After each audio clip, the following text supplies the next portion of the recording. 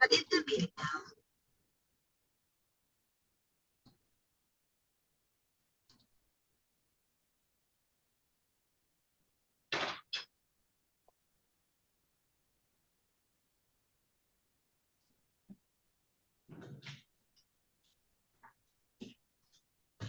right, Mr. O'Keefe, I can't see you, but are you able to hear me okay?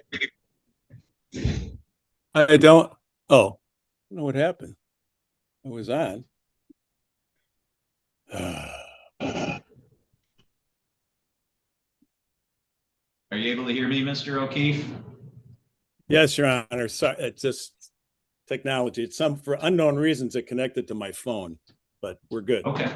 All right, great. So we'll go on the record. This is Emmet County file number 24108-553-CZ. Again, I'm presiding over this matter by assignment.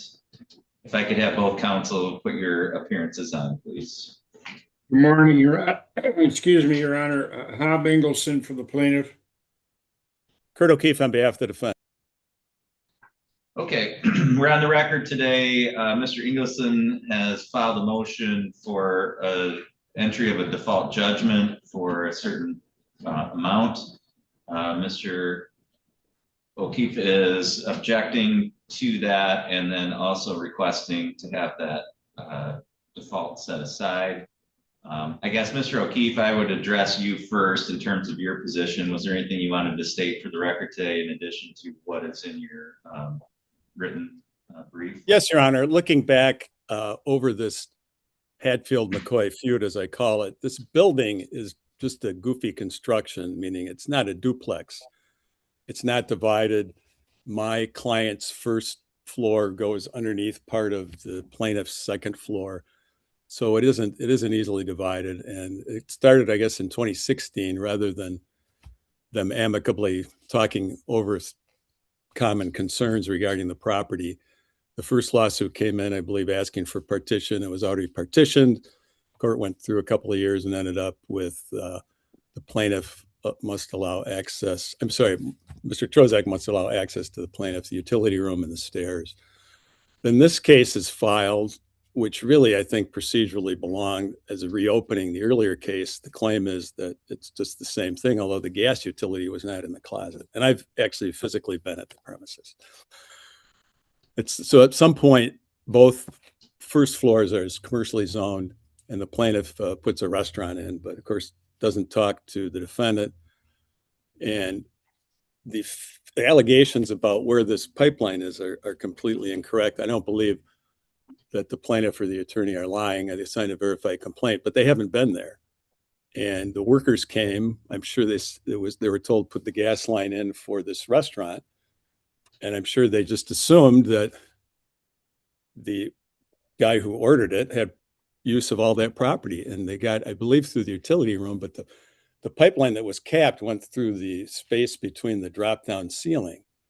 And then my client had someone interested in his commercial space, and then that's when he found that gas line. Again, being that the parties don't really want to work things out, he had someone come out, as is in the pleadings, and said, well, it's not right, it shouldn't be here, blah, blah, blah. So my client had it capped without notifying the other party. However, that gas line is completely illegally on his property. This lawsuit was filed, and there was a request for the ex parte order.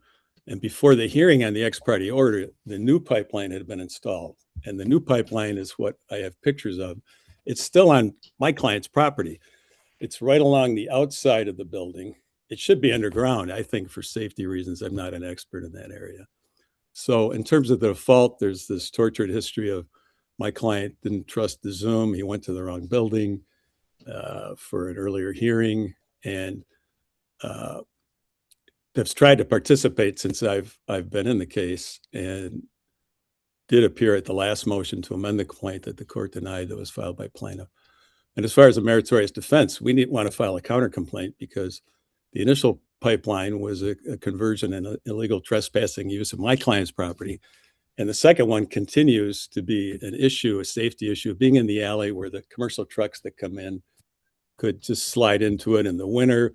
Again, the building is poorly designed and all of the snow melt comes down right into that alley. So I think really that's what we're looking at. We're looking at something that should have been resolved by adults talking to each other, and each of them was just doing their own thing. And I believe that Mr. Ingleson and Mr. Von Wormer thought that my client had trespassed, but he had not. It's quite the reverse. That's all I have. Okay, thank you. Mr. Ingleson? Your Honor, you're well versed in this case, having had it, I don't know, 10 years now in some version or another.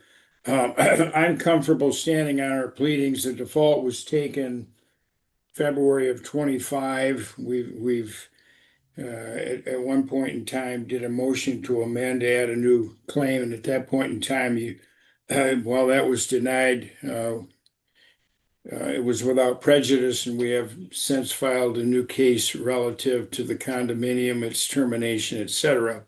But defendant has taken no steps to resolve the default thing, at least as far as I can tell. I think it should stand. And as I said in my motion, if the court is so inclined in its ruling, if we need to have an evidentiary hearing for damages, that's fine with me. And that's what we want. We're seeking to get this issue over with.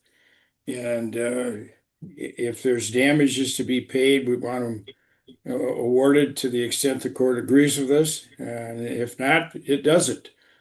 We'd like to put this to bed once and for all and proceed with trying to find a resolution of this 20-some-year-old condominium project that has been the subject of much litigation. Thank you. All right, thank you. I did have a chance to go through kind of the procedural history of this case because the last hearing we had was April of 2025. So about 16 months ago. And so I needed to refresh my own memory. I know both counsel, made some allegations in terms of the procedural posture of this case and their written submissions, which were a little bit different than what I remembered. So I went back to the record. I actually watched I didn't have a transcript made, but I watched the video of the previous hearings that we've had to remind myself from a procedural standpoint where we were at and how we got here. So the last hearing we had was on April 25th of 2025. And that was a hearing on Mr. Trozak's motion to set aside the default or objection to the entry of the default. And that hearing had been reset a couple different times. Mr. Trozak did have some issues with connecting, which at the time, and I was a little bit dubious about his problems, and I continue to be just because I have been dealing with Mr. Trozak for about 10 years. And I think he creates problems that don't exist or claims that there are problems that don't exist. It's done that in the past. So, and it's part of the reason why I entered the default in this case in the first place. But at that April 25th hearing, neither Mr. Ingleson was present by video. It was set by Zoom.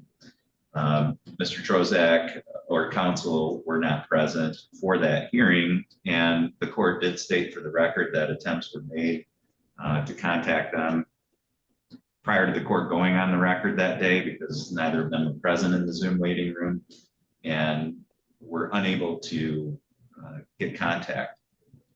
And I know, Mr. O'Keefe, I know that you stated that you were in the waiting room and got disconnected. I don't know. I can't tell that from the video. All I can go by is the record that I made on that date. And so based on that non-appearance, the court denied the objection and ordered that the default would stand. And so that was the last order that was entered in this case. So from my standpoint, procedurally, the default stands and there isn't a basis at this point, 16 months later, to now revisit that issue.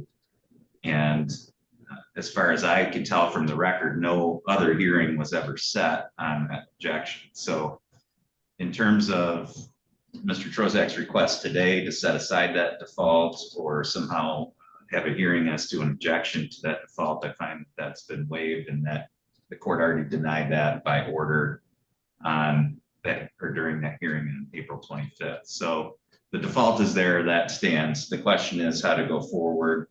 Mr. Ingelson's asking for a default judgment. First of all, I agree with Mr. O'Keefe that that would have to be a matter of an evidentiary hearing.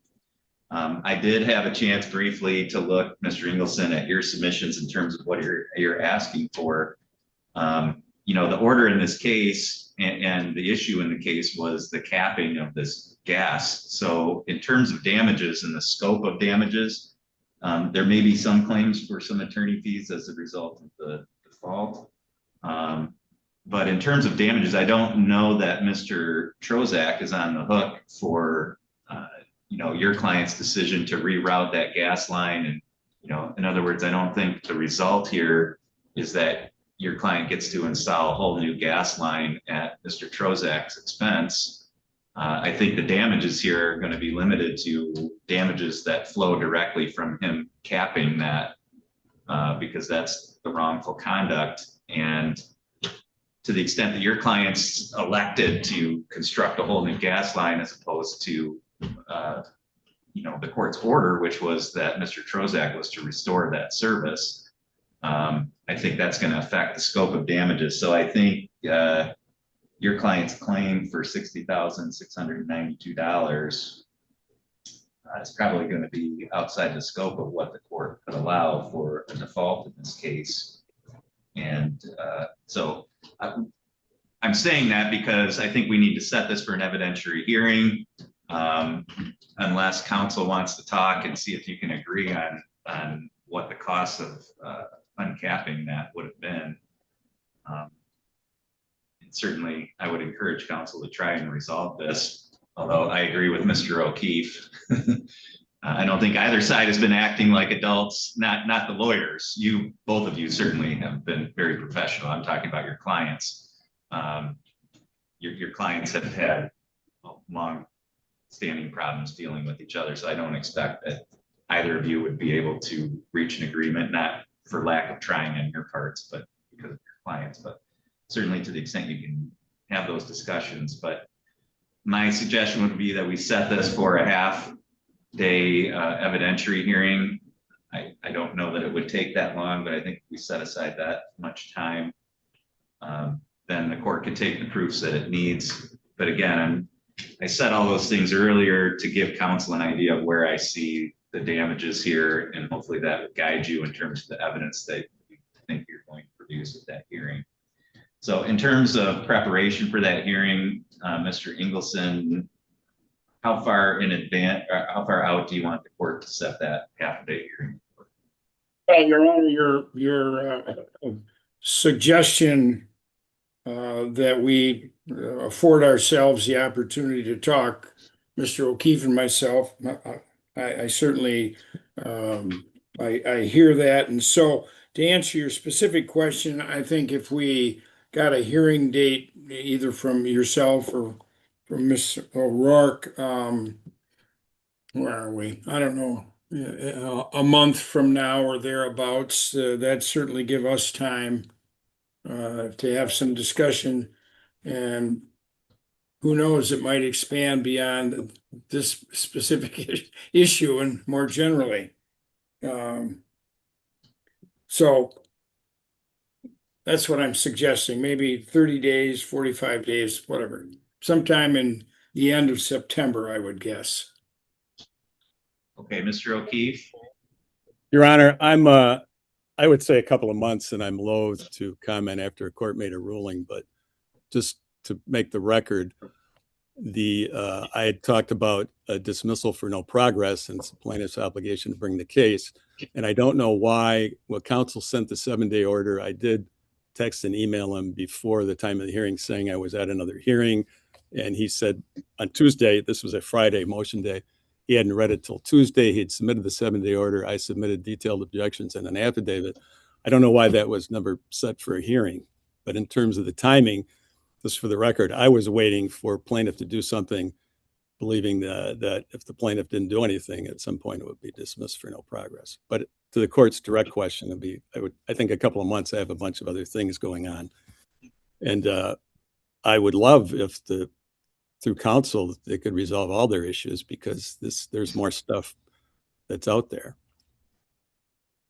Yeah. Do you okay. want more comment, Your Honor, on what's just been said about who submits an order and whether you get a notice of hearing? Because I disagree with Mr. O'Keefe's rendition, but perhaps that's not important right now.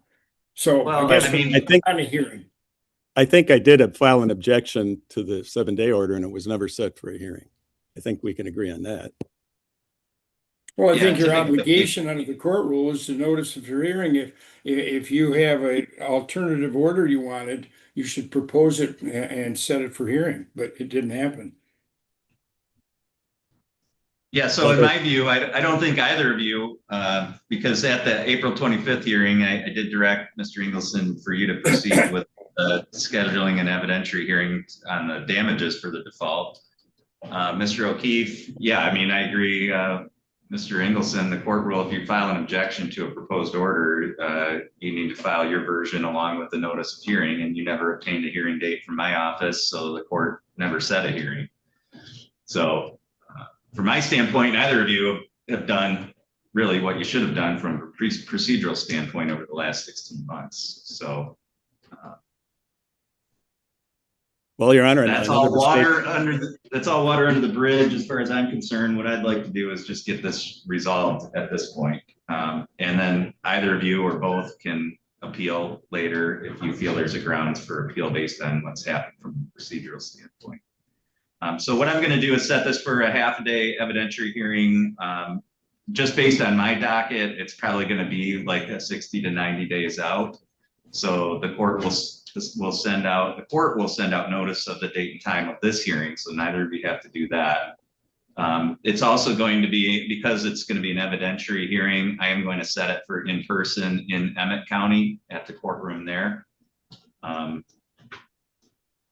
Because again, under the court rules, evidentiary hearings to the extent possible are to be conducted in person. So that will be set as a half-a-day in-person hearing in Emmet County. The notice of hearing will reflect that it's in person and in Emmet County. But that's another reason for setting it 60 to 90 out, is I'm going to have to coordinate not only with my schedule, but with the court's schedule there in Emmet County. So we'll set that for hearing. And then obviously, to the extent that both of you can communicate with your clients and open up a discussion as to this and other issues that there may be.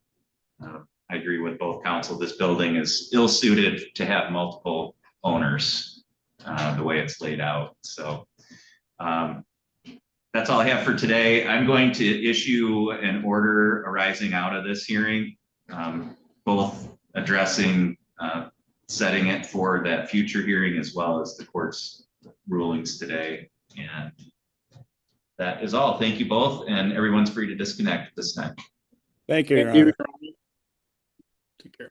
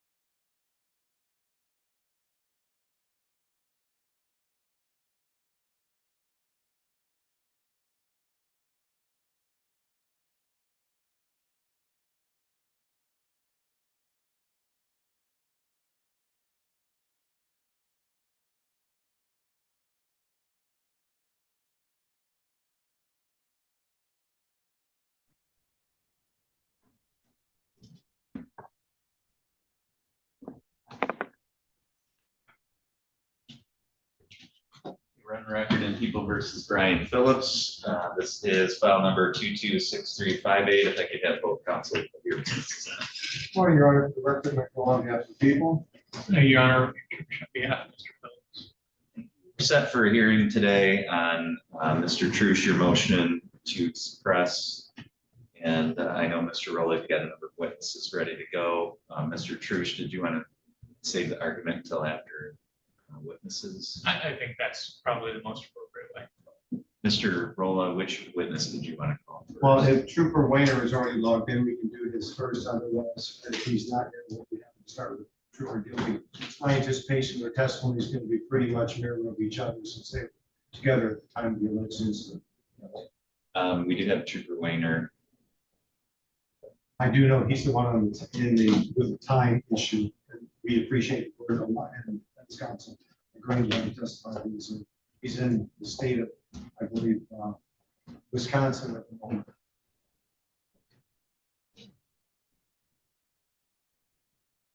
I'm bringing him in now. I'm just going to have counsel, both of you for your questioning, be at the podium so that he can see you on the camera. Trooper Weiner, are you, can I have you unmute, please? Yes, I'm unmuted. All right, are you able to hear me okay? Yes, I can. Okay, so Trooper Weiner, you're being called today as a witness in the matter of People versus Brian Phillips. And we're ready for your testimony. Are you ready to go forward? Yes, I am, sir. Can you raise your right hand, please? You solemnly swear or affirm the testimony you're about to give will be the truth, the whole truth, and nothing but the truth to help you God? Yes, I do. Thank you. You can lower your hand, and Mr. Rowland, whenever you're ready. Thank you, Your Honor. Could you please state your name and occupation for the record, sir? My name is Detective Trooper Specialist Jonathan Weiner. I work for the Michigan State Police. And how long have you been with the Michigan State Police? 8 years. Were you so employed with the Michigan State Police back on Monday, September 13, 2021 at about 3:45? Yes, I was. And at or about that time, were you alone or were you with a partner? I was with a partner. And who was that other officer? That was Trooper Gildy. And did you on that time or at about that time, were you dispatched to a particular location or for a particular matter? Yes, we were dispatched to Groveland. And for what reason, if you recall? It was a radio dispute between two individuals, one being the defendant and another, a Dustin Miller. It was an argument about a radio. Now, you used the phrase the defendant. The name of that person you're referring to? Mr. Phillips. And did you actually come in contact with Mr. Miller or did you just come in contact with Mr. Phillips? I think we briefly spoke with Miller at his residence.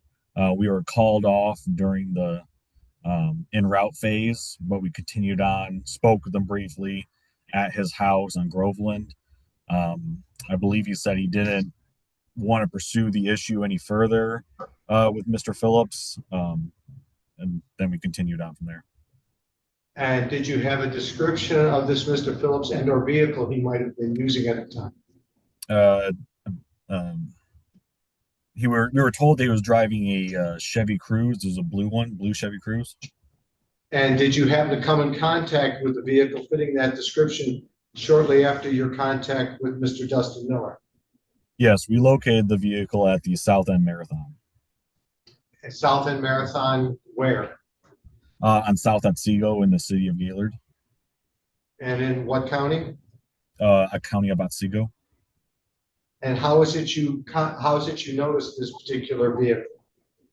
Since we got the description, we ran the plate. It came back to someone else that we didn't know. We then ran a snap of Mr. Phillips. And what do you mean by snap?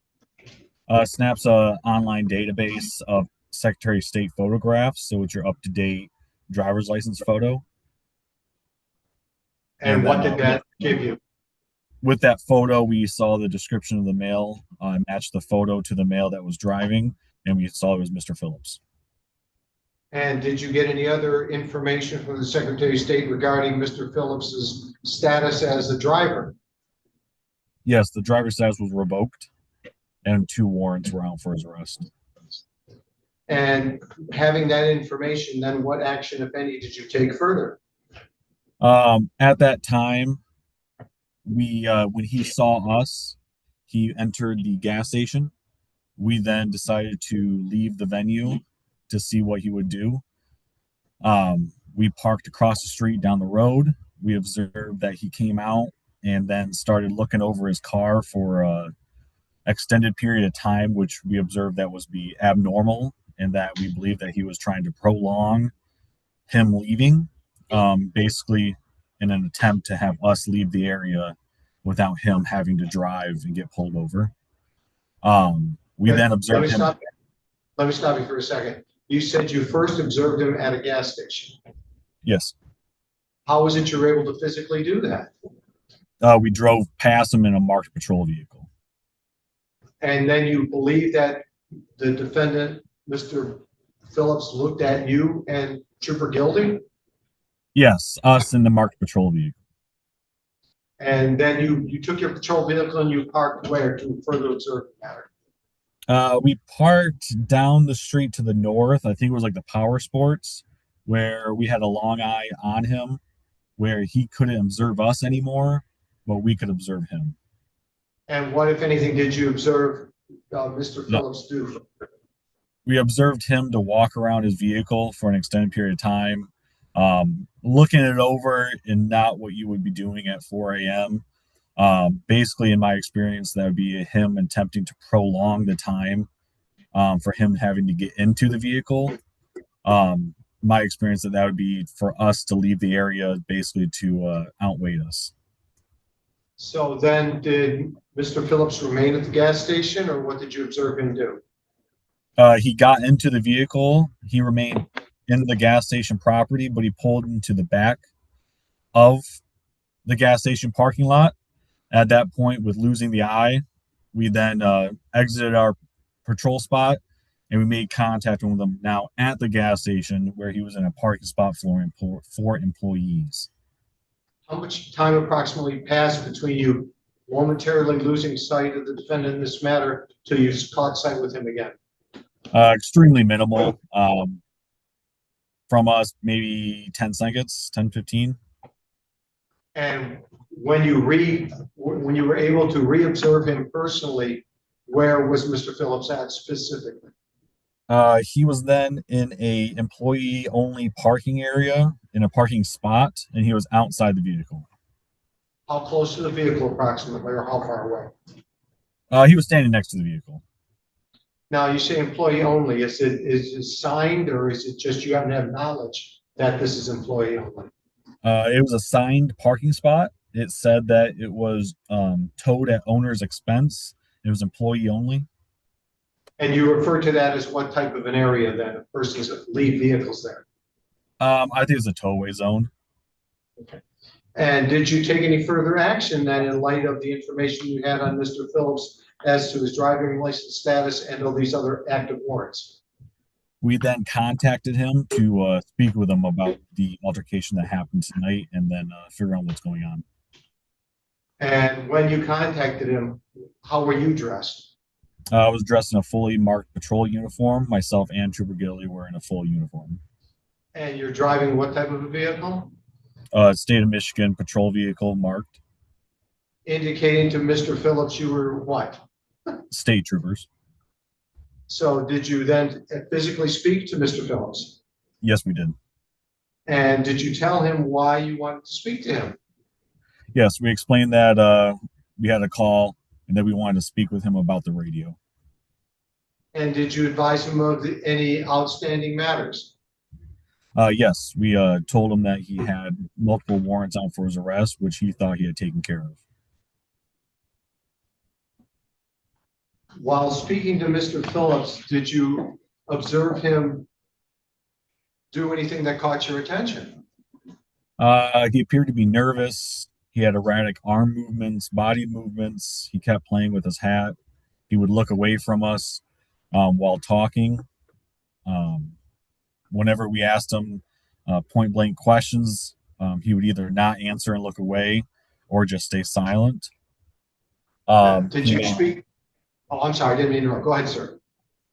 he made multiple different statements of just take me to jail, and I'm fucked every which way or something. And then he just Now, get is this quiet again. before or after you, is this before or after you placed him under arrest that he made these statements? This was before. Did you speak to Mr. Phillips about a search of the vehicle? Yes, we did. And how did that first come up? It was just asked him about his drug use, which he said he had prior drug use, prior criminal activity. We asked him about searching the vehicle. He would say nothing, look away from us. He would get fidgety, erratic arm movements. He would tell us just take me to jail then. Then he became worried that he got Miller planted evidence on him. What do you mean by that? When we asked about the search vehicle, he said that he doesn't know Miller does drugs, that he could have planted stuff to get him in trouble. Now, did Mr. Phillips indicate who the owner of the vehicle was? He said it was his dad's. And did that come into any statements by Mr. Miller as to your request to search the vehicle, if you recall? I don't recall, no. All right. So did you ask specifically if there were any potential controlled substances in the vehicle? I did. I asked him if there's any drugs in the vehicle. He said something along the lines of if there's something in the car, that he's not going down for that. And did he ever indicate if there was specifically a controlled substance in the vehicle? No, he just said that Miller does Suboxone and heroin, and that he has Suboxone and heroin at his house that he was just at. Are you familiar with the term a joint? Yes. What does that mean to you? Oh, sorry. A joint is like a marijuana joint. It's just a wrapped cigarette, marijuana cigarette. He said that was in the vehicle. I'm sorry? He said that was in the vehicle. He said a joint was in the vehicle.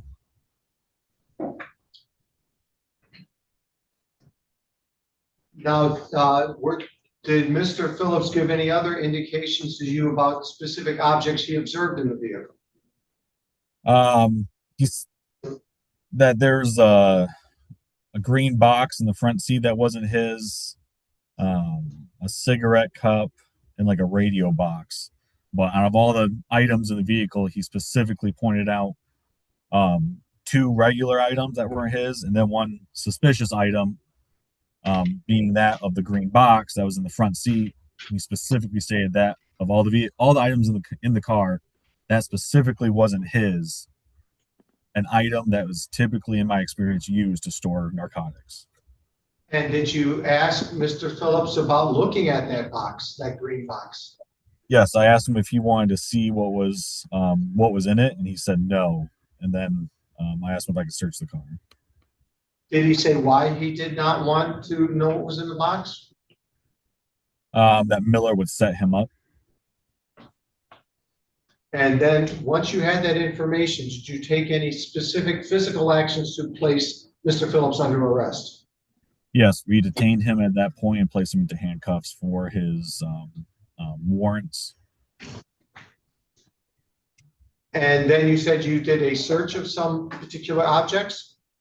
Yes, we then conducted a search of the vehicle and specifically the box in question. Inside the box, we located 4 property items, one being specifically 5 grams of methamphetamine. Any other matters of note that you noted in this green box? 1 glass tube to smoke. The defendant also even said that he owned a crack pipe like that before and he has used one. Also found a digital scale used to weighing of narcotics. Now, as to this vehicle, Mr. Phillips indicated it was whose vehicle? His father's. And if the vehicle were left in this employee tow-away zone, what would happen after you arrested Mr. Phillips as to the vehicle? It would have been towed. Because it was considered what? Private property and a tow-away zone. And did you advise Mr. Phillips of that? I don't recall specifically. I'm pretty sure we might have. But he would have known that if we did. I just can't remember off the top of my head. Would doing so have been in accordance with your state police property as to the seizing and towing of vehicles? Yes. And what type of a search do you call that if the vehicle is going to be towed before? If we were to tow a vehicle, we would have to conduct an inventory search, which is a search for valuables that we would mark down on a form. And did you do so in this particular case to verify there was nothing else in the vehicle? Yes. And that inventory search, was it conducted back at the post or garage, or was it conducted on scene? It's just conducted on scene. And why was it done on scene? We always do it on scene for cameras to make sure that anything that is valuable is documented and addressed, that then at a later point can't be described as taken or stolen or missed. Other than Mr. Phillips, were there any other persons or individuals there that could have driven the vehicle way out of that tow-away zone? No, there was no one else. There's no passengers that could have taken that vehicle away. I don't believe any further questions of this witness. I'll have some brief questions, of course, of Mr. Gilby after defense gets across the challenge. Thank you.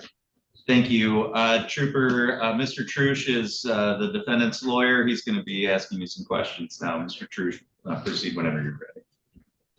Thank you. Trooper Weiner, so you indicated that your initial involvement in this started with being dispatched out for a dispute over a radio? I believe so, yes. And when you arrived at Mr. Miller's home, was that the name of the other person involved? Yes, I believe so. When you arrived there, did Mr. Miller indicate that anything was stolen from him? No, he just talked about the radio. They had a disagreement about a radio, and that he was fine with it because they're friends.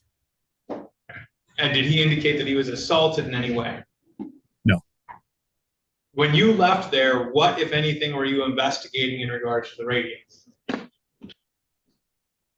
To the radio? Right. The radio's fine. He didn't want to press charges for the radio. Now, subsequently, you observed the vehicles and you indicated that you observed Mr. Phillips to be operating. Yes. So if you weren't investigating anything with the radio, why were you looking for the vehicle? I think we just came across it. It's a small town, so it's not many vehicles at 4 a.m. Fair enough. Now, you indicated that you saw it at the South End Marathon. Yes. And then you, I'll say, effectuated a stop on the back side of that building. I think you would probably maybe loose termly call it more like a voluntary contact. Okay. So you made contact with Mr. Phillips on the back side of that building. Yes. And is that on by the grassy patch, basically right next to Johnson Road there? Yeah, it's like the back parking lot there. When you made contact with Mr. Phillips, was he in the vehicle or out of the vehicle? Outside the vehicle. And at that time, you had observed him to be operating the vehicle without a driver's license? Yes. And at that time, you were also aware that he had open warrants, correct? Yes. So at that junction, I mean, he was being arrested, correct? No. Okay, so there were open warrants and you had observed a crime in your presence and you hadn't decided if you were going to make an arrest? We weren't, at that time, we weren't arresting him, no. We were talking. Well, okay, but I mean, he had open warrants. He was not walking out of there, correct? If they wanted him, they could take him, but we haven't contacted for a hold yet.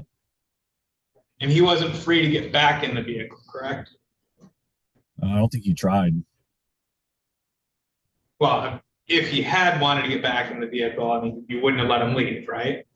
I think we would have talked to him.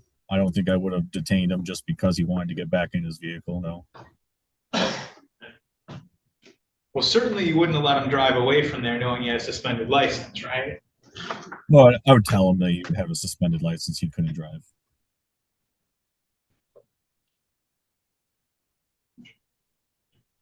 So at all points during your interactions with Mr. Phillips, he was outside of the vehicle? Yes. Now, you indicated that this vehicle was in a tow-away zone. And you said there's signage. Do you remember that sign? Yeah, it's Ron's towing, employee parking only, vehicle will be towed at owner's expense.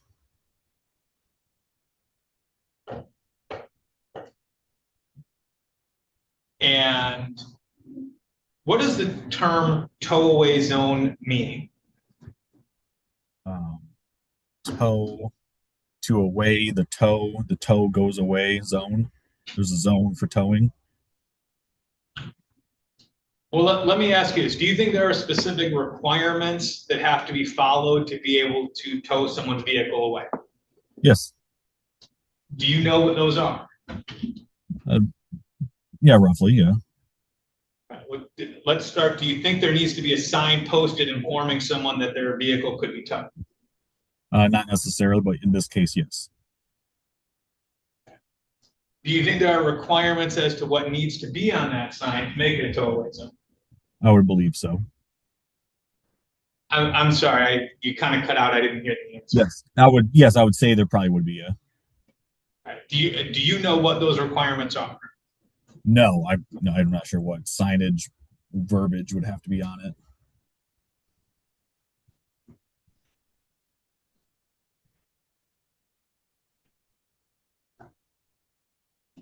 Now, at the point that you are doing this interaction, let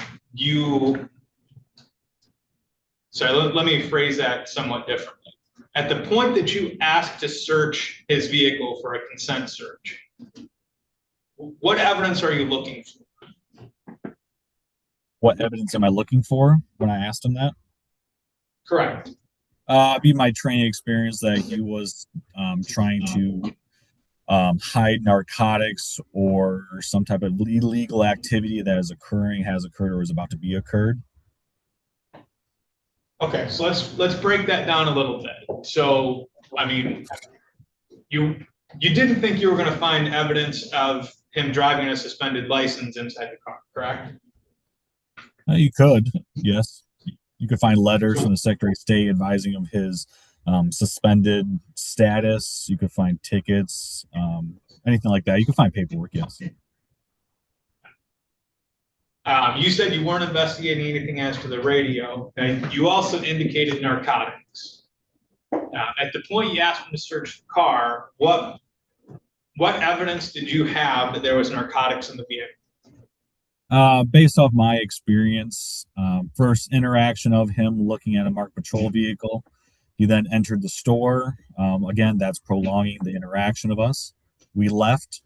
Even after leaving, he then prolonged his wait time. He looked around the vehicle for an extended period of time, which is not normal for someone to be doing, all my experience.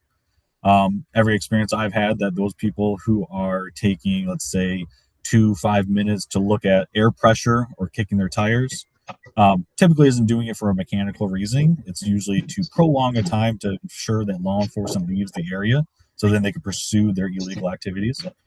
A normal person would probably be leaving after they filled up. He, in this case, went to the back of the gas station for no obvious reason.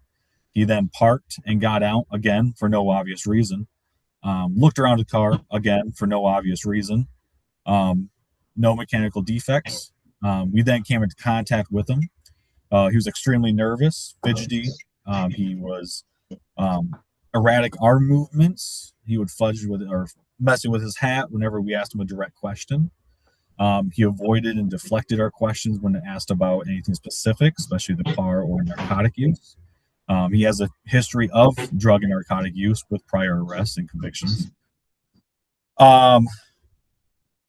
At that point, I would say all that complied together had me suspicious that a illegal activity was occurring, has occurred, or is about to be occurring. Okay, so in terms of his behavior, in terms of what you called basically delaying getting in the vehicle. I mean, if he knew he had a suspended driver's license, do you think he may have been concerned that you would pull him over for that? Could be. I'm not specifically him, so I couldn't tell you what his mindset was.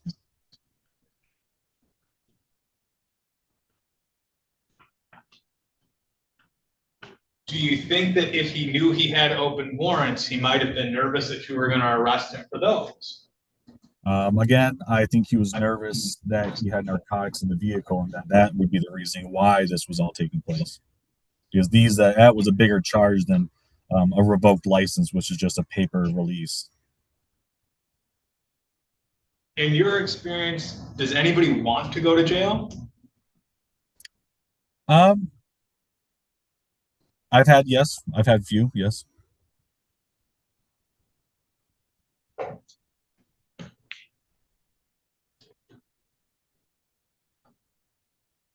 You indicated that if you had left the vehicle in the place that it was at, that it would have been towed? It could have been towed. Are you familiar with the Michigan State Police inventory search policy? Yes. Does the policy directly address a vehicle involved in a custodial arrest? Yes. Would you agree that this is a vehicle that was involved in a custodial arrest? At the end, yes. Okay. And would you agree that there's a specific provision that addresses if a vehicle is involved in a custodial arrest and is not on a limited access highway? Okay, yeah. Do you know what that provision would instruct you to do in that scenario? To tow it. So you don't think that provision says that enforcement shall offer to call a wrecker to remove the vehicle, or if the driver declines that offer, the driver is assumed to have accepted the risk of any loss or damage arising from the vehicle? Objection, Judge. This is not a limited access highway. This is a toll-away zone situation to which that provision of the inventory search procedure does not apply. Your Honor, frankly, I disagree. I mean, this is a custodial arrest and it's clearly not on a limited access highway, which puts it squarely in that provision. But even so, I mean, I plan to address whether or not this is a toll-away zone as well, but arguably either provision might apply. Yeah, I'll allow the question. So you do not believe that the state police inventory search policy would dictate that you offer to call a wrecker, but give him the option to decline that? If that's what the policy says. Did you do that on that day? I don't recall what I specifically asked him, no.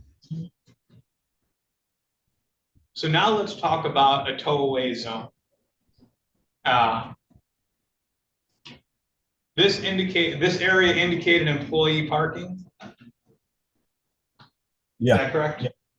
Yep. Did you go and talk to the manager? I went inside and talked to someone. Okay. Did they request that the vehicle be towed? Relevancy, Judge? Mr. Church?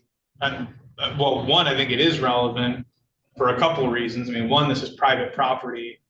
Tow-away zone has a very specific definition, which I don't think this meets. Additionally, it has specific requirements, which I don't think this area meets. But I also think it is relevant whether or not the essentially owner of the private property requested it be towed or not, or was even consulted. Well, I mean, are you saying the owner was there at 4 a.m.? So either say or not say? I think the agent of the owner is obviously the manager. Okay. All right, I'll allow the question. I don't know how relevant. Go ahead, Trooper Winter, you can go ahead and answer that question. Do you need Mr. Truce to re-ask it? Yes, please. Okay. Did you speak to the manager on that? No. So no one from the South End Marathon requested the vehicle be removed? They just explained that it was an employee parking lot, employee parking space, yes.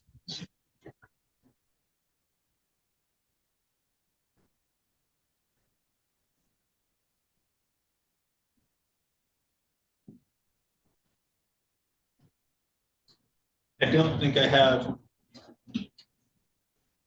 any additional questions for you. Thank you.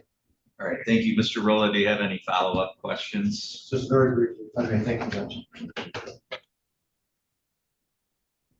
Now, you testified that there were 2 outstanding warrants. Did you confirm as to whether either of the 2 areas where those warrants were from would be requesting the defendant be held?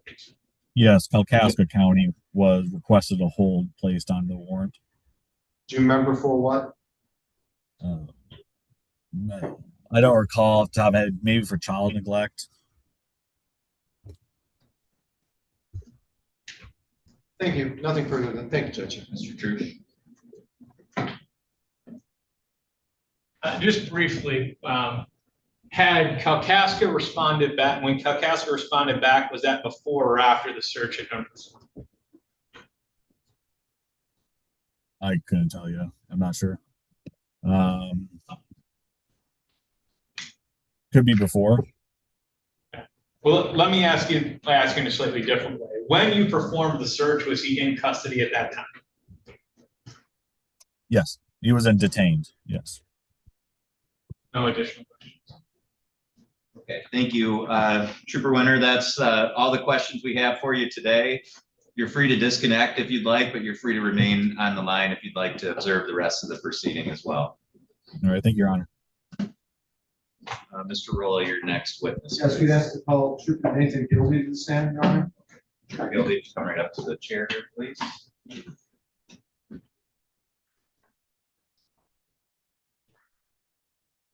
you solemnly swear or affirm the testimony you're about to give will be the truth, the whole truth, and nothing but the truth, so help you God? Swear. Please be seated. And please state your first and last name and spell both for the record. Trooper Nathan Gildy, ending THANGILD. Proceed when you're ready, Mr. Rolla. Thank you, Your Honor. Trooper Gildy, your occupation.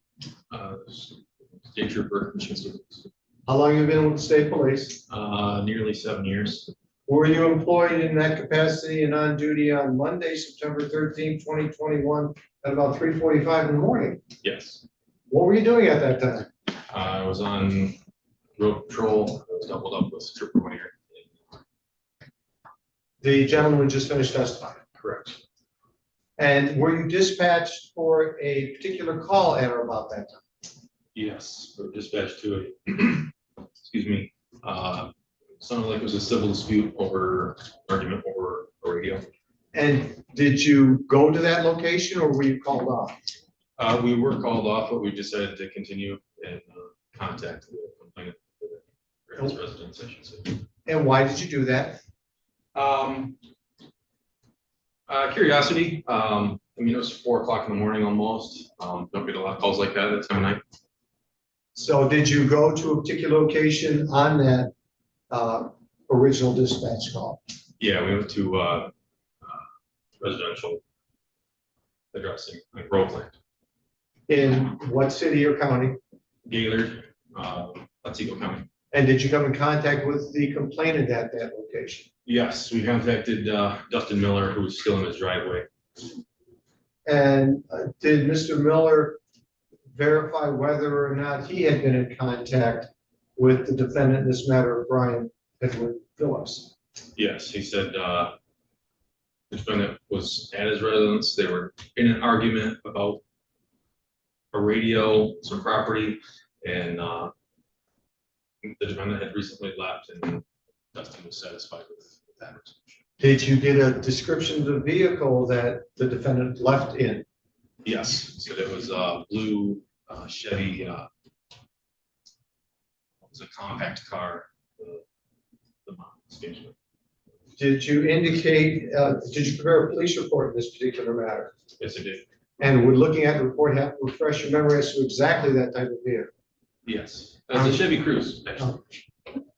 All right, then I guess you don't need it. All right, very good. And did you then leave the Miller residence? Yes, we left the Miller residence. After leaving the residence, did you happen to observe a vehicle fitting the description the defendant was described to have been driving? We did the South End Go ahead. Marathon Station in the city of Gator. Where did you see him operating on? We didn't see him operating. He was parked at the gas station, Okay, what gas station? South End Marathon. And that's on what roadway? Otsego Ave. And apparently the vehicle didn't just fly there, I take it. I would assume not.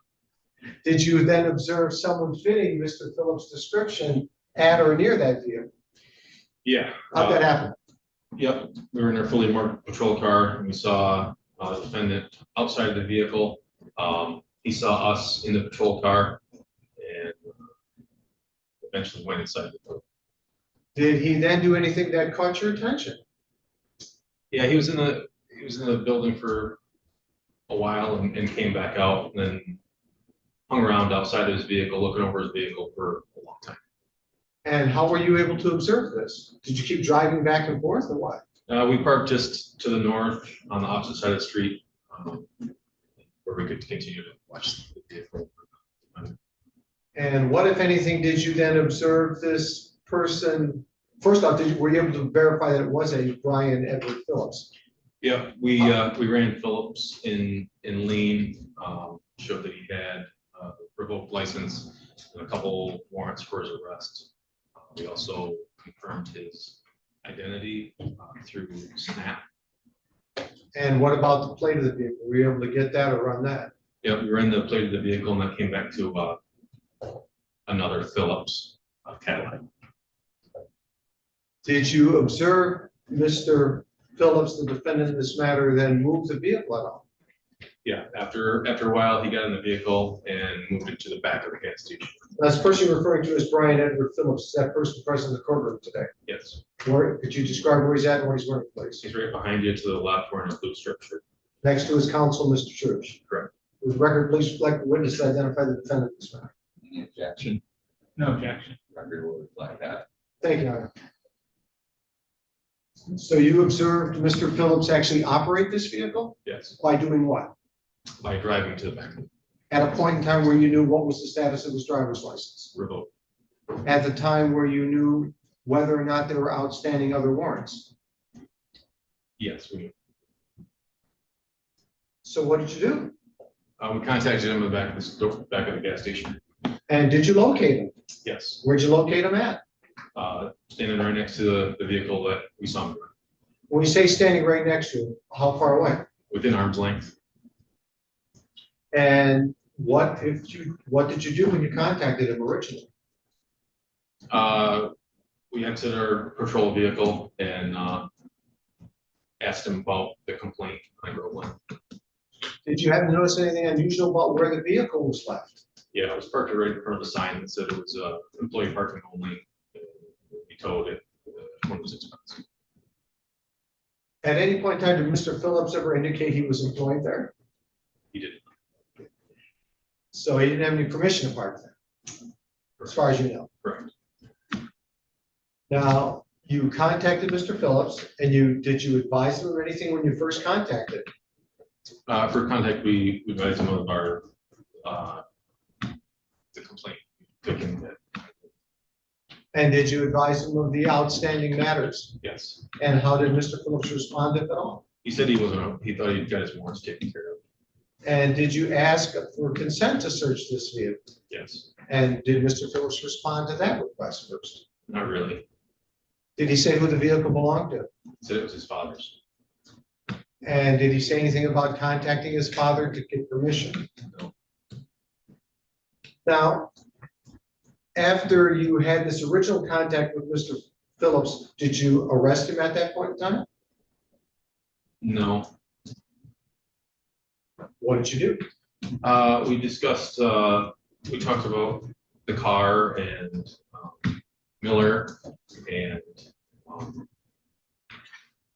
what was in the car. Were there any further requests to search the vehicle then? Yes. And how did Mr. Phillips, if in any way, respond to those requests? He said things like, just take me to jail, or I'm effed either which way, things like that.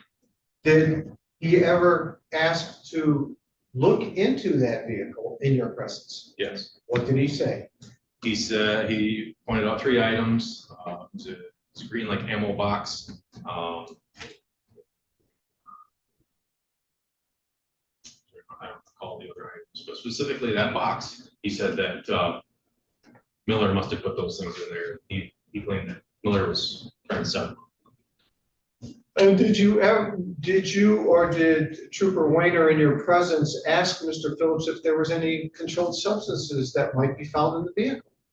Yes. And did Mr. Phillips respond to that question? He said not that he knows of. He said there might be a joint in the car, and if there was, then they must be Dustin's.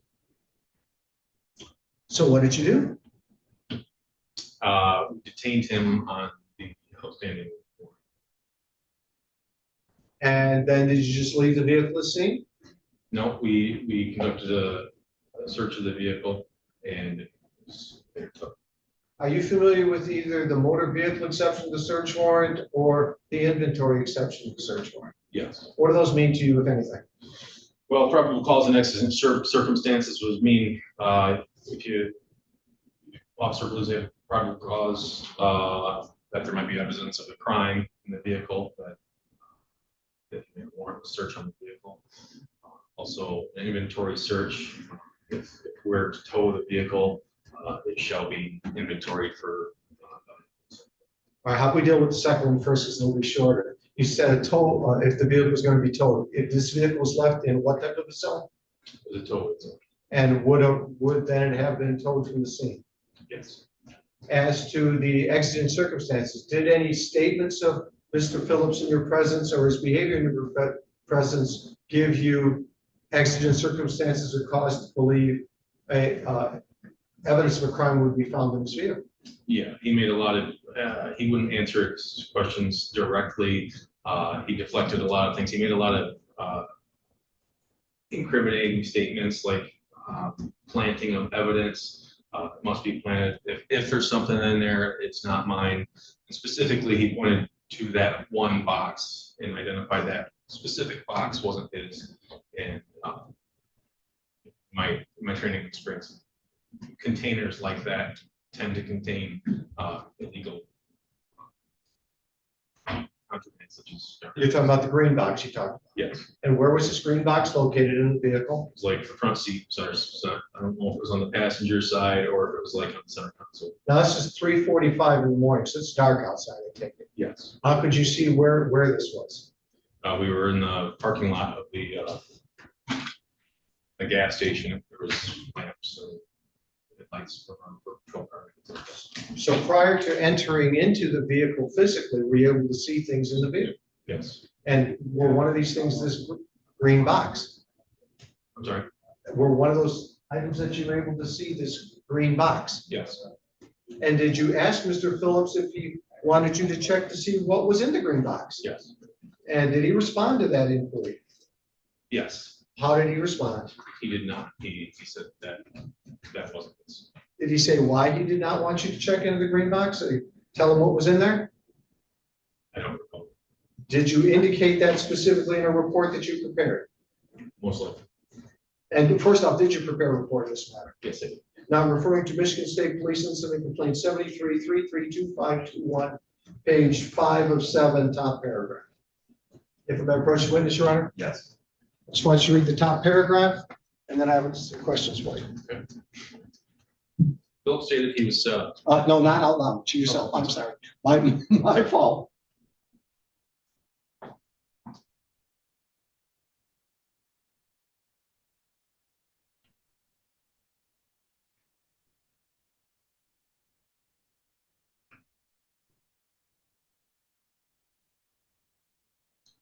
Now that you had a chance to read that, do you now specifically recall how Mr. Phillips responded to the question of whether or not He wanted you to check to find out what was in the gray box. Yes, he said he didn't want to go down for what was in the box. He said Miller sells heroin, Suboxone, and other legal drugs.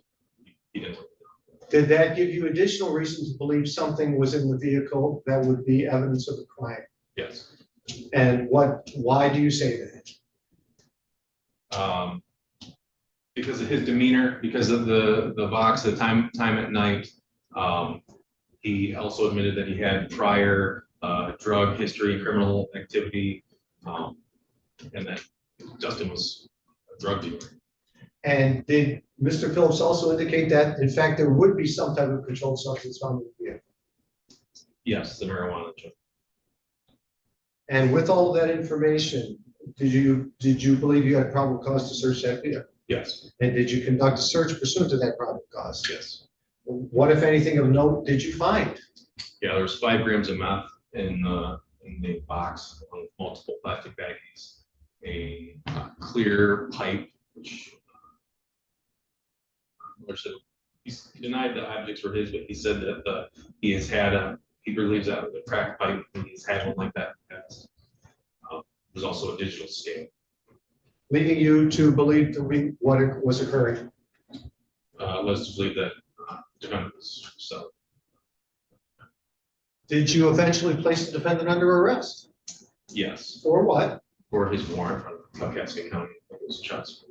And what about the controlled substance offense or the driving license suspended?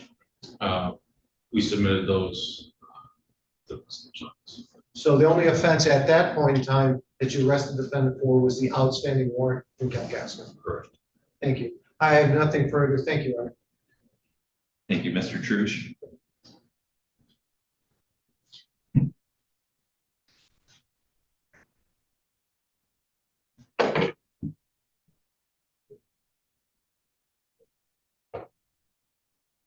So you indicated that the vehicle was parked in the employee parking. The prosecutor asked you if he had permission to be there. Do you recall that? Yes, And you said no? I believe that he had no permission.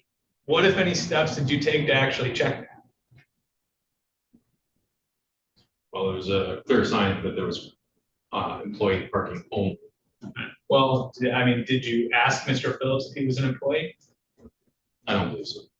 Did you go into the store and ask the manager if he was an employee? I didn't. Did you ask the manager if he had permission to be there? I didn't.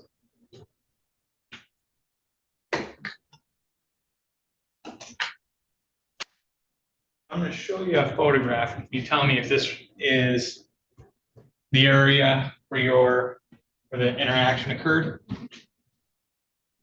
That looks like it. Can you tell me, does that appear to be the sign that you were referencing? I'm not sure if you can see it. Does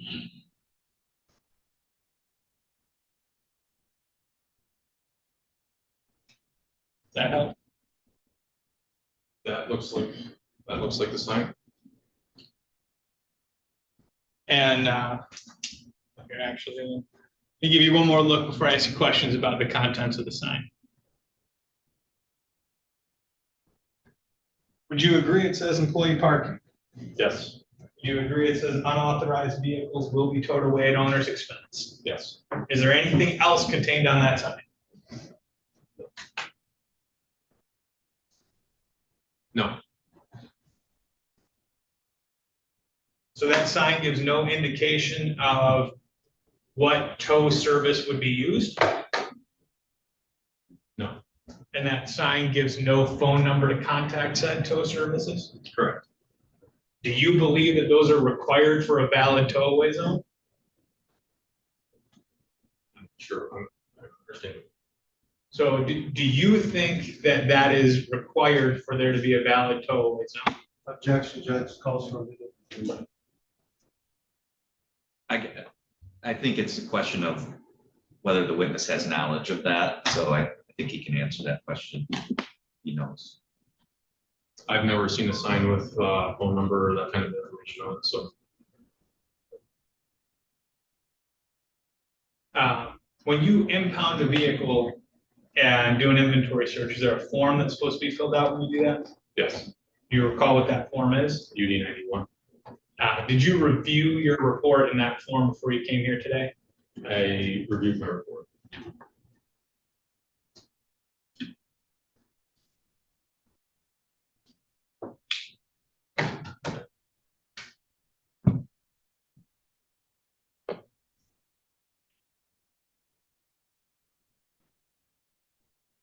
Does that appear to be the form that you used in this incident? Here's so. Why don't you just take a minute to review the form, and then I'm going to ask you some questions about it.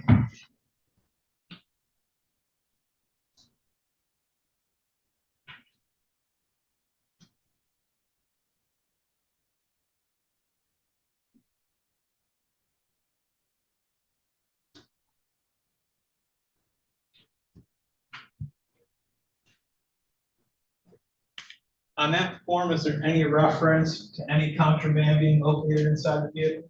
No. You identified that there were at least 3 items inside the vehicle that the defendant had specifically identified to you. Is that correct? Correct. Are any of those 3 items listed on that report? No. And what about the marijuana that he had indicated? Is that listed in the inventory report anywhere? No.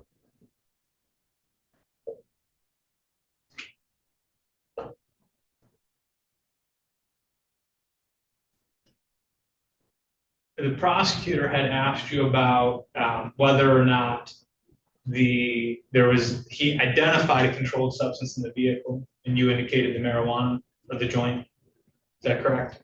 Correct. Is it illegal to possess that at this time in Michigan? Objection, Judge. I'm not talking about whether it's legal now, it's whether it was legal then back in 2021. I would agree that would be the appropriate, relevant question. So, Fair enough. I mean, was it legal to possess that back at that time? I don't think so. So you do not think that at that time it was medically or recreationally legal in Michigan? It's got to be stored properly. I'm sorry. Has to be stored properly. Okay, so you believe at that time frame there were specific storage requirements? Correct. I don't have any additional questions for you. Mr. Rowe?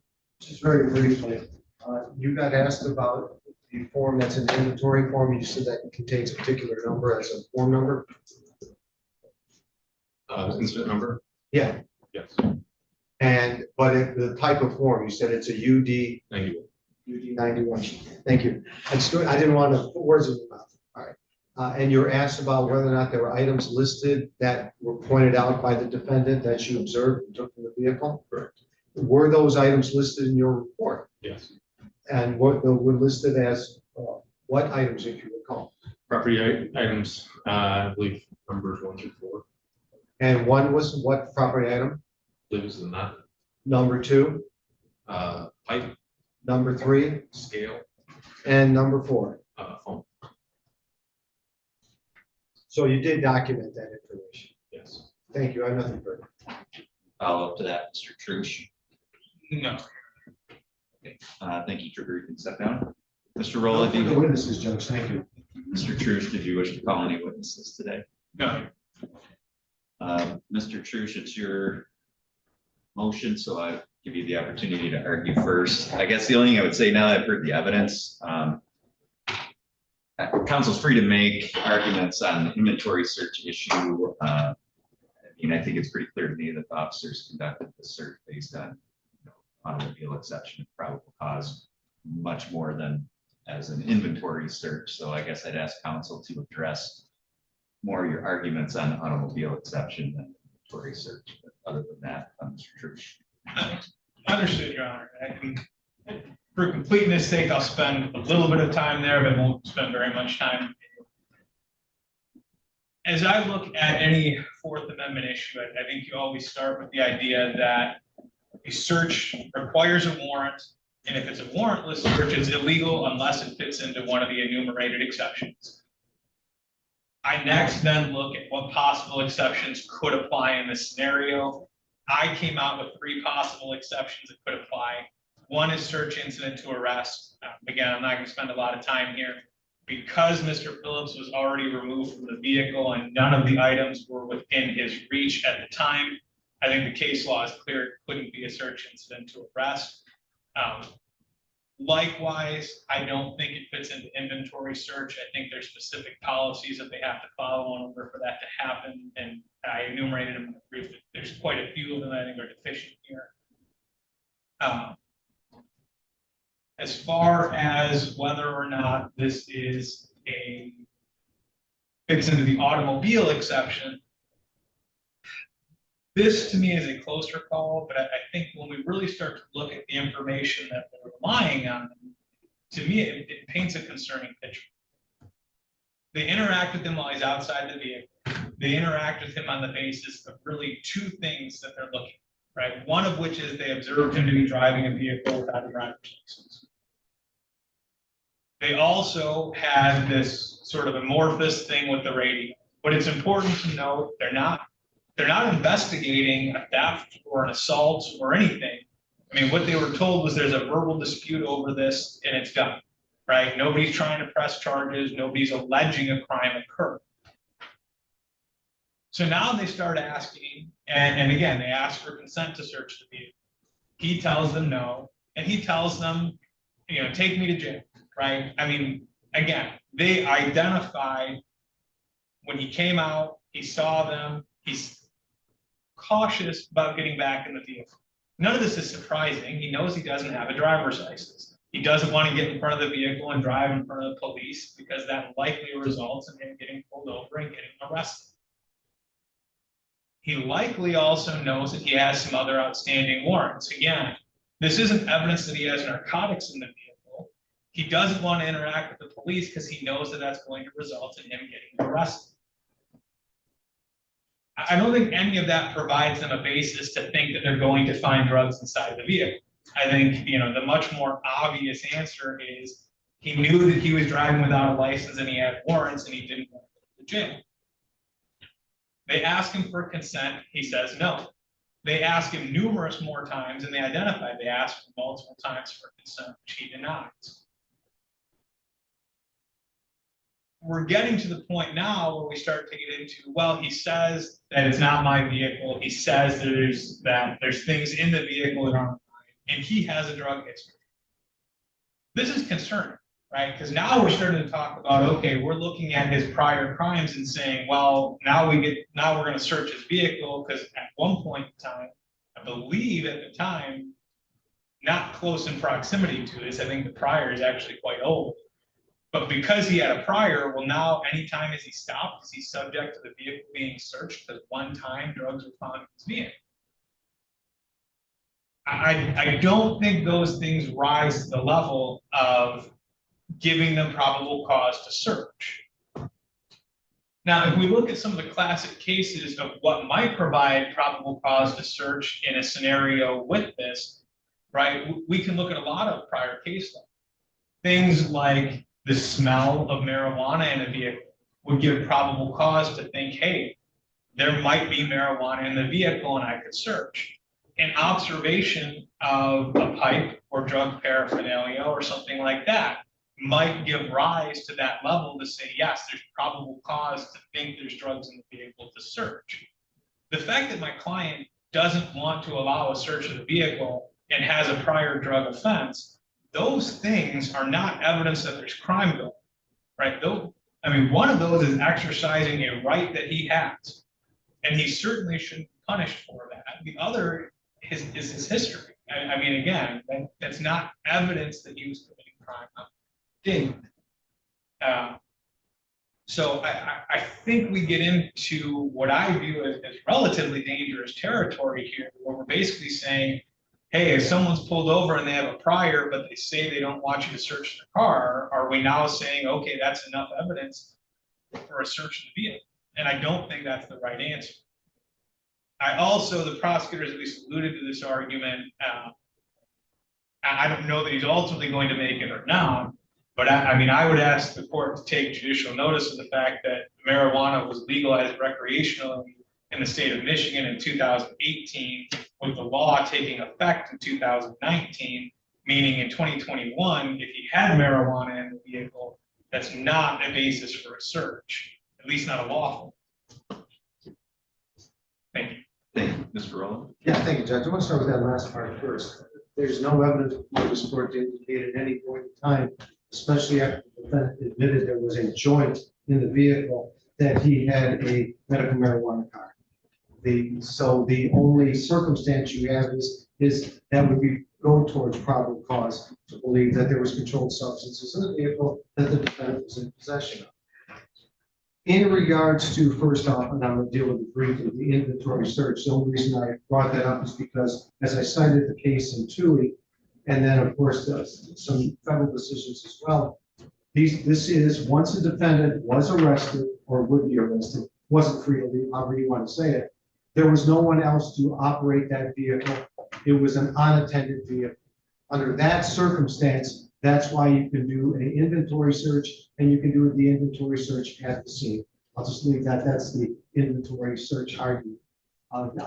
As I think the court's already alluded to, and the court wants to know about, is in fact the situation of motor vehicles. And of course, the court's well aware we've had a motor vehicle exception because of the transitory nature of motor vehicles. They can be moved. Someone else would come and get it.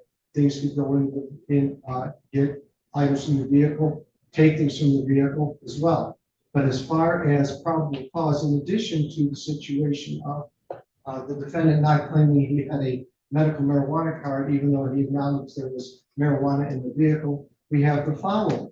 We have the defendant's statement that Dustin Miller, who claimed he had Suboxone and heroin in his house, may have put something into his vehicle. We have the defendant's statement that if there's something in my car, I'm not going down for that. You can use the expletive. Then we have the situation, in addition to the joint comments about immediately prior to his being physically placed in handcuffs, the defendant says he wanted to peek into the vehicle. And then we have the comments about the black cigarette cup, the green box, etc., that he alludes to there might be controlled substances in there. And then when asked if the officers wants him to check to see and find out what's in the green box, the defendant's comment then, as testified to by both troopers, is no, because I'm not going to go down for that. In other words, acknowledging. Again, this is always all after he's made numerous comments about when they ask him to search the vehicle. First he says it's his father should ask him. Then he does "I'll just take me to jail," and makes comments to those effect. All of which give probable cause to the officers to believe that should they look in the vehicle, they're probably going to find controlled substances. But that's still not where we're at. We still have more, which is why I asked the question specifically about how the officers could see at 3, 4 in the morning, because it's dark outside, and that's testified to by Trooper Gildy. Yeah, but we have the parking lot lights, and I could see the stuff on either the front seat or the front area there, where there's the cup and there's the green box, specifically that both he and Trooper Winter testified to. The type of it was, based upon their experience, would lead them to believe that the types that would store controlled substances in a motor vehicle. All of those which, Your Honor, I would respectfully submit, separate and apart from the warrant that was outstanding that they were able to arrest the defendant on, gave probable cause to search the vehicle. The reason it's not a search incident to arrest, as the court's already alluded to, which is why I didn't address it any further in the people's brief, is because at the time of the search of the vehicle, they would have had to have been, based upon some very recent case law, looking for evidence of the defendant's driving license suspended, which I suppose in this case could apply, because maybe if they looked in the vehicle, they could find a state ID or a driver's license showing suspended, but that's why I did not dwell too much on that particular exception. In any case, in this matter, Your Honor, officers were within their rights to conduct a probable cause search under the motor vehicle exception in this particular case, and the evidence sought to be suppressed by the defendant should be admitted to court. The motion should be denied. Thank you. Mr. Church, it's your motion. I'll give you the last word if there's any additional response. Provide. No, Your Honor, I don't think there's anything that needs to be said. Right. Let me just take about 10-15 minutes here, go through the testimony, and then I'll be back on the record.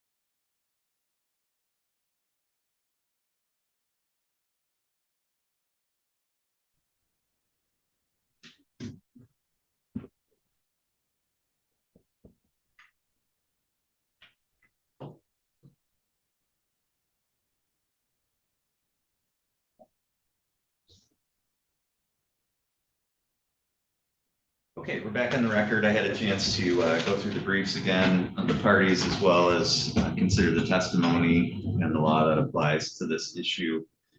First of all, motions to suppress and the admission of evidence is a matter that's within the discretion of the court. The court is acting within the exercise of that discretion in ruling on this motion. Number two, I agree with Mr. Trusch's general proposition that all searches require a warrant unless there is an exception. In this case, I think primary arguments are directed at the inventory search exception and the automobile exception.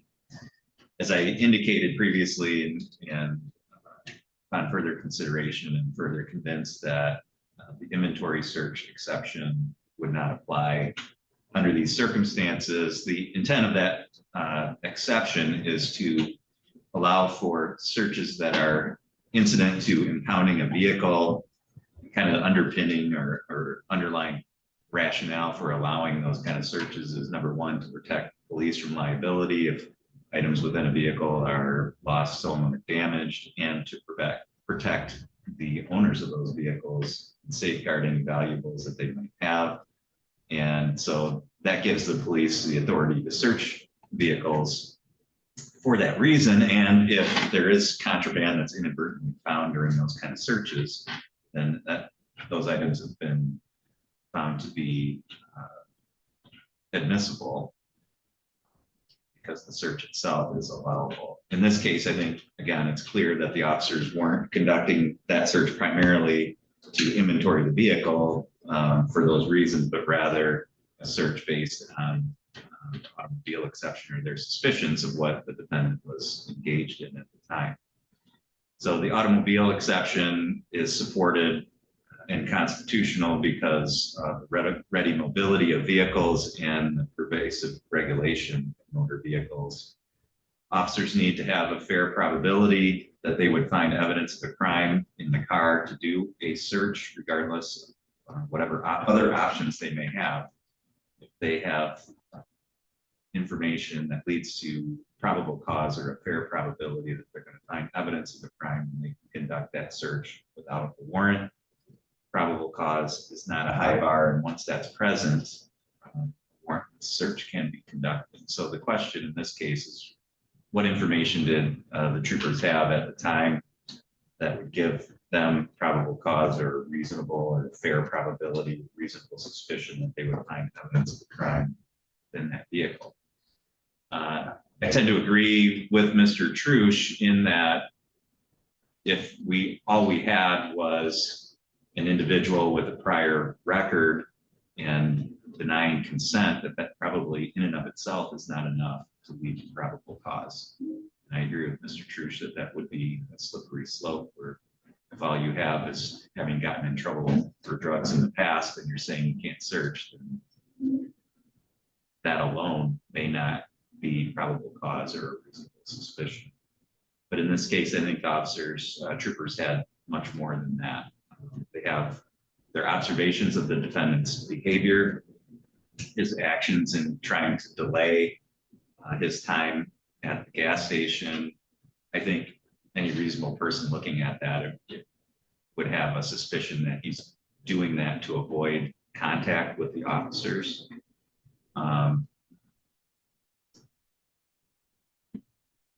I think, he could have been certainly wanting to avoid that contact because he knew he had a suspended license and he didn't want to get caught in the act of driving on that suspended license. But it could also be that he wanted to avoid any kind of police contact at all because he knew what was in the vehicle. His movements and moving that vehicle to the back, I think a reasonable person could conclude that that was an attempt to either hide from officers or make the troopers think that he had left the gas station so that they would drive and maybe look for him somewhere else. Their observations of him personally during their interactions, acting nervous, his statements, take me to jail, I'm effed, basically, is making explanations that Miller might be trying to set him up in advance, saying, those items aren't mine. All those kind of things, I think, would lead to a reasonable police officer under those circumstances to think that there was more going on here. The admission of that there was a controlled substance in the car, whether or not it was legal, having that substance in and of itself, but there are, of course, requirements for how you transport marijuana, recreational or medical, for it to be legal. And then you add on top of that the defendant's prior history and the officer's observations of items in the vehicle, which in their training and experience are the types of items that are used to transport and contain controlled substances. I think if you take all of those things together, any reasonable officer under those circumstances, I think would have a basis to conduct the search, would believe that there was probable cause. And I find that there was, so the court will deny the motion to suppress, and Mr. Roloff, you can prepare an order. I will do that. Thank you, Judge. Reflects that. Other than that, but we do have trial scheduled for October 26th. I believe so. We'll go forward with trial as scheduled. Do we have a final status conference, Mr. Church? Yeah. Do you have any other dates in the calendar we said?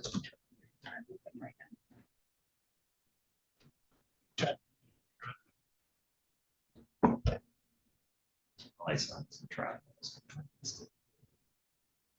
Looks like October 19th, we're scheduled for the final status. Okay, so we'll proceed on the 19th. Between now and then, Mr. Phillips, that will be the plea cutoff. So you just need to make sure you stay in touch with Mr. Church and be ready for a decision. Yes. And I'm sorry, did Your Honor say October 26th? That was it. October 20. I just, it's on my. Oh, calendar. 29. Okay, sorry. I was gonna say, that's what I have. Oh. Sure. Okay. Thank you. Yes, sir. The Pete test place, I'm going to Bel Air for Traverse City. Did you want that paperwork faxed over to you guys too, or just let Travis deal with it? I was told to ask the courts. I don't know who I would ask. Are you sending it to Travers for probation, or are you on bond? They have like a bond supervisor. It's like, I'm basically on probation. It's a bond probation thing. So it's in community correction. I'm on Yeah. eight times a month random for Travers, and I was just told to ask Gaylord if they wanted to prove. So have you talked to Jessica Van Wolfen? She's our community corrections person. Okay. Mr. Truce, can you give that her contact information to Mr. Phillips, because he should be checking in with her too. You guys have a bond supervisor too? So my guess is, I don't know that that program was in place when he was initially arraigned, the bond conditions were set. So just to be clean, does the court want to prepare an order, or want us to prepare an order adding that as a bond condition? I think so. I keep forgetting that this goes back to 21, so you're probably right. Yeah. Okay. Yeah, because I would like Ms. Van Wolfen to be aware that he's on bond. And so then Mr. Truce will help you set that up. Okay, Mr. Phillips, but you'll provide, you don't have to test two different times, but she's our version of what you're doing in Travers. Okay. So she'll want to get that information too. Okay. Mr. Truce will help you. Okay. Yeah. Thank you.